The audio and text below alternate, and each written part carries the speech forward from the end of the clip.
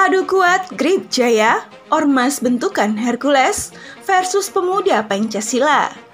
Sebelum tonton video ini lebih lanjut, jangan lupa subscribe channel ini untuk mendapatkan info-info menarik lainnya. Baru-baru ini sempat viral di media sosial aksi saling serang di jalan raya dengan menggunakan batu, senjata tajam, dan tangan kosong. Setelah diidentifikasi, kedua kubu yang terlibat dalam insiden bentrok tersebut, yaitu Ormas Gerakan Rakyat Indonesia Bersatu atau Grip Jaya dan Pemuda Pancasila. Grip Jaya! Grip Jaya! Grip Jaya! Grip Jaya didirikan pada tahun 2011 oleh Hercules Rosario de Marsal. Mantan preman Tanah Abang tersebut mampu memobilisasi ribuan bahkan sekarang sudah jutaan anggota dari berbagai daerah di Indonesia untuk bergabung bersamanya di Grip Jaya. Cabang Grip Jaya hampir tersebar di seluruh wilayah Indonesia. Ormas Grip Jaya disebut-sebut didirikan untuk memberikan dukungan bagi Prabowo Subianto saat pencalonan presiden tahun 2014 yang lalu. Kedekatannya dengan Prabowo Subianto mulai di peristiwa Timor Leste membuat Hercules menjadi pendukung setia Prabowo Subianto dalam percaturan politik. Prabowo juga didapuk sebagai Dewan Kehormatan Grip Jaya. Menurut Hercules, Grip Jaya didirikan untuk melindungi masyarakat, bersinergi dengan pemerintah, TNI Polri, dan senantiasa taat hukum karena hukum merupakan panglima tertinggi.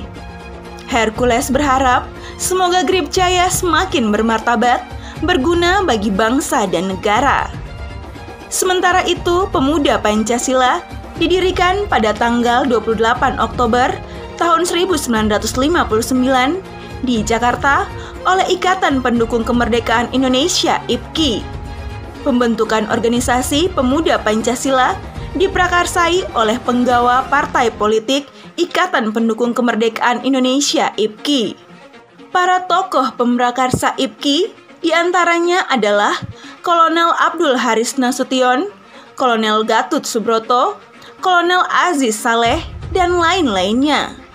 IPKI merupakan partai politik yang didirikan dengan tujuan sebagai lawan ideologis dari Partai Komunis Indonesia atau PKI. Ketika PKI mendirikan organisasi pemuda rakyat, IPKI meresponnya dengan mendirikan organisasi Pemuda Pancasila pada tanggal 28 Oktober 1959. Gesekan antara Pemuda Pancasila dan PKI menjadi hal yang tak bisa dihindari. Bahkan, Pemuda Pancasila bersama Angkatan Bersenjata Republik Indonesia atau ABRI terlibat dalam pembersihan PKI dan seluruh anasir komunis di Indonesia saat gejolak pada tahun 1965 yang menjadi cikal bakal kelahiran Orde Baru yang dipimpin Presiden Soeharto. Eksis hingga sekarang, Pemuda Pancasila berhasil melewati 3 era pemerintahan Indonesia, yakni era Orde Lama, era Orde Baru, dan kini era Orde Reformasi. Dalam musyawarah besar ke-7 Pemuda Pancasila tahun 2001 di Wisma Kinasi Bogor, diputuskan bahwa Pemuda Pancasila berubah menjadi ormas yang bebas dari segala bentuk politik praktis. Arah kegiatan organisasi tersebut kini lebih dititikberatkan untuk bergerak di sektor kegiatan sosial kemasyarakatan yang secara langsung menyentuh kepentingan masyarakat. Rantai komando dalam tubuh Pemuda Pancasila terdiri dari tingkat nasional, provinsi, kota atau kabupaten, kecamatan, hingga kader di kelurahan sebagai basis massa terbawah. Pemuda Pancasila juga memiliki sokongan dari para elit politik nasional. Ketua MPR, Bambang Setio, tercatat menjadi Wakil Ketua Umum Pemuda Pancasila. Bahkan, Presiden Joko Widodo beserta Wakil Presiden Ma'ruf Amin juga tercatat sebagai anggota kehormatan Pemuda Pancasila. Kehadiran ormas di tengah masyarakat tentu saja akan memberikan dampak yang baik bagi masyarakat.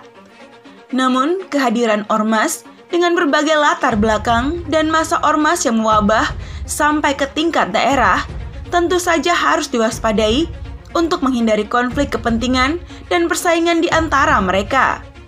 Baik jika terjadi persaingan ide dan gagasan untuk membangun masyarakat, namun akan sangat berbahaya jika sampai terjadi perselisihan dan adu fisik. Gripjaya dan pemuda Pancasila yang telah malang melintang dalam dunia aksi sosial pun tidak terhindar dari perselisihan. Insiden bentrok antara dua ormas, yakni Gripjaya dan pemuda Pancasila, terjadi di Kabupaten Serdang, Bedagai, Sumatera Utara. Bentrokan terjadi 2 kali. Bentrokan pertama terjadi pada hari Senin, tanggal 9 Desember 2024, sekitar pukul 13 waktu Indonesia Barat, di sekitar Sungai Ular, Kecamatan Perbaungan.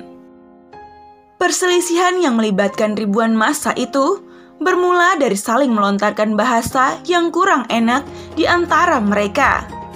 Akhirnya, ada yang tersinggung sampai ada aksi saling mencopot pelang organisasi. Awalnya, pelang Gripjaya dicopot. Tidak terima dengan pencopotan tersebut, maka terjadilah saling serang.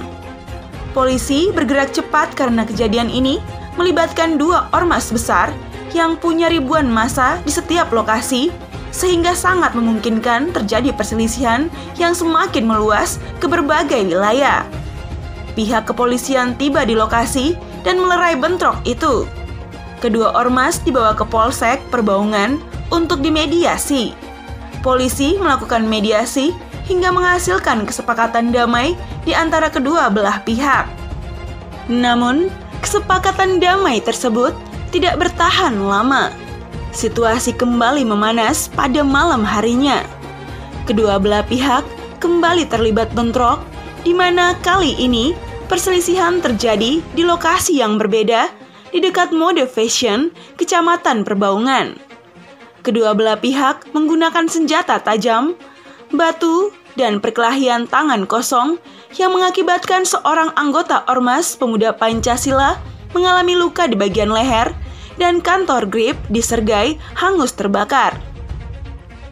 Polisi kembali bergegas turun ke lokasi. Sesampainya di sana, polisi mendapati kemunculan segerombolan orang dari arah luar. Hal ini menyebabkan lokasi kejadian dipenuhi dengan ribuan massa, sehingga pihak kepolisian mengalami kesulitan untuk membedakan kedua kubu yang berselisih karena banyaknya massa yang bercampur dengan masyarakat lokal. Polisi berusaha bergerak cepat sebelum kejadian semakin memanas dan menelan banyak korban.